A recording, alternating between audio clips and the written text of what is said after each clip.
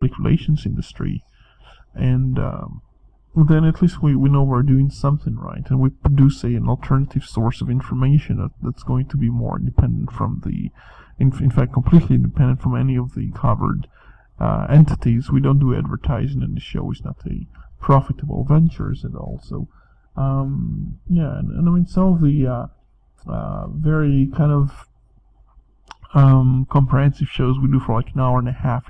It only takes a period of time. We do have to put aside several hours to kind of, encode the show at the end, even though we don't do very much editing. We do have to encode the show to upload, to, publish a post that kind of encapsulate the audio and allow people to download the show.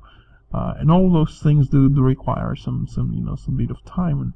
And one of the things we are lucky to have is, because both of our sites had some readership to begin with, both myself and team, we didn't have the same kind of chicken and egg situation which many audio casts have to cope with. So when they start, they basically have nobody to really listens to them, and so they don't really have much of an incentive to record. And the same thing happens in writings. People start new blogs and things, but because we already have a good mass of readers who became listeners by recommendation, then we did have a good incentive to produce very many episodes, especially the first month. I think we did about 15 in like a month, so every couple of days we managed to do one.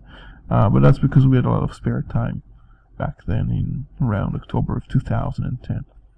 So anyway, I think that's about it for today. I've covered just about, I think, everything I've had to say. If you have any feedback, just write me a comment. If you like these sorts